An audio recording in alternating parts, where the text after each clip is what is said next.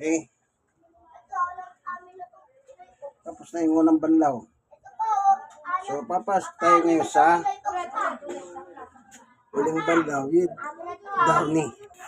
So, tapos na po yung unang banlaw. Una, yung pinagbabarang, tinapunan niya. After that, nilagyan natin ng malinis na tubig upang magbanlaw siya.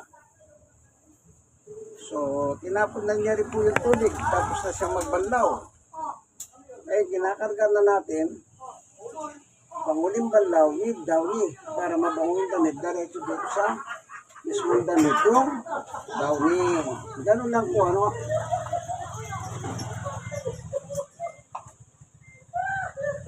Ito yung downy.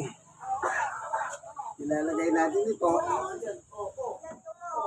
sa mismong damit sa loob para pag maglabas siya mamaya, aalukayin niya kasama na niya yung downy. Kaya pagtapos yan, mabango yan kasi kasama niya. Ayun, meron naman lagay nito yung washing machine, pero pag nilagay mo doon yung downy, hindi masyadong effective, hindi masyadong mabango.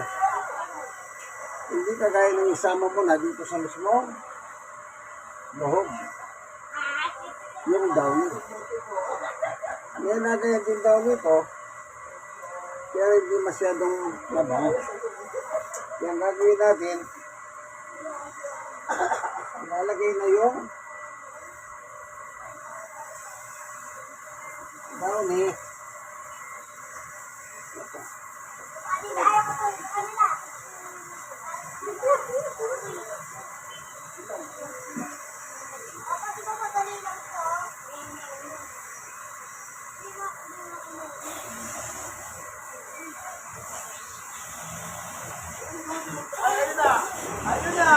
Ayun sa may dugo na,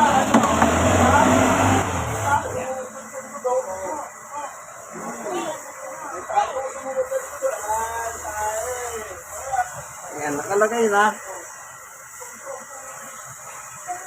yung downy sa loob. Yung mabango naamoy na yan. Yan.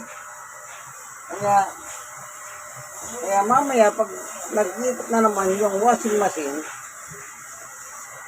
sigurado pag natapos siya sa kanyang paglalaba ay mabango. Ito ang buong damit.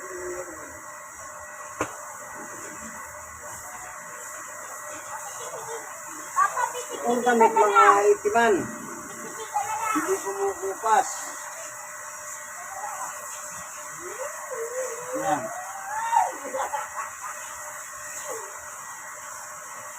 Ganyan lang po, ano?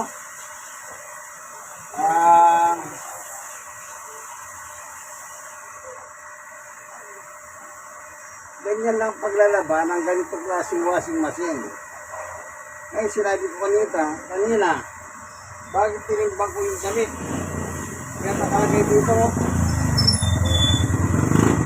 hanggang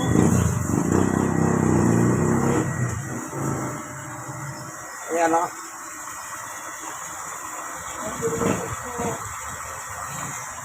Hanggang 7 kilos lang. Pero pag naglalaba kayo, huwag nang dalhin sa 7, hindi na niya kaya laban yun pati tubig.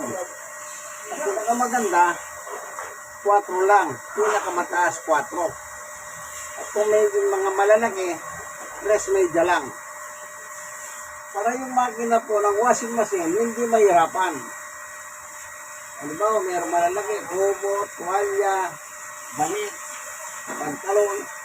Lagyan ninyo, 3 medya lang ang kilo. Pero kung mga t-shirt lang, mga malalambot pa, kahit pantalon, kung di naman makakapal, hanggang 4, maganda na maglaro yung washing machine. Huwag nyo na pong pasosobra, mahihirapan yung makina kung masira yan. Ay, ito nakalagay dito, ibig sabihin, ang capacity nito ay 7 kilograms. Labada at damit na marami at saka bigat ng tubig. Pero sinubukan ko ng araw ng ganon. Hindi siya hindi siya makagalaw-galaw, hindi siya makaikot-ikot. Ganon pala yun. Kaya dapat, check-in po ninyo, pinakamarami hanggang 4 lang, 4 plus media.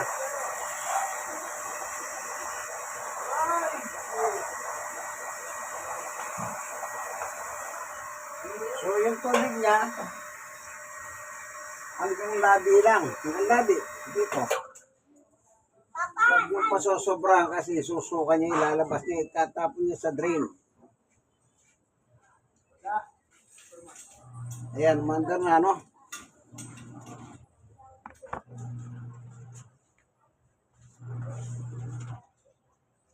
Ngayon, ito yan mamaya.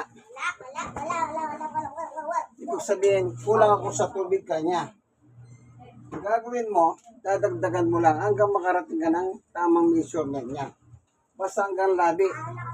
Kasi habang umiikot siya, bumababa ang tubig. Oh, may hawak na, ganyan ang hawak, oh. Ayan. Pag uminto siya, dadagdagan ko, meron pa siyang ganitong hawang. Punuin mo yun, kaibigan. Titignan mo kung abot na siya labi. Yan, hanggang labi na. Ibig sabihin, ngayon niya palang na-meet yung tamang sukat ng tubig kasi nga, meron siyang 1 minuto nag-ikot-ikot kanina, bumaba yung tubig. Gets niyo po? Ayan, dire-diretso na yan hanggang sa tuluyan na matapos yan. At mabango yan kasi mismo sa loob dito kung nilagay yung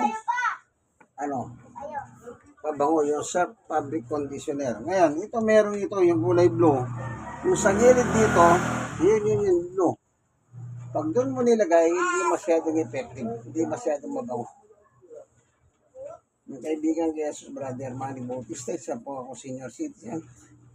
Stroke loss at PWD, pero sa tulong at tawa ng ating Panginoong Diyos ay nakakayanan pa natin po yung paglalaba gaya ng nakikita nyo ngayon. Ano po? Bilang tulong sa pamilya. Ano po? Bilang tulong. Siyempre, wala na akong trabaho, standby. Tumulong ka naman sa pamilya. God bless po. Hanggang dito na lang ang ating munting video. Kaibigan. Thank you for watching.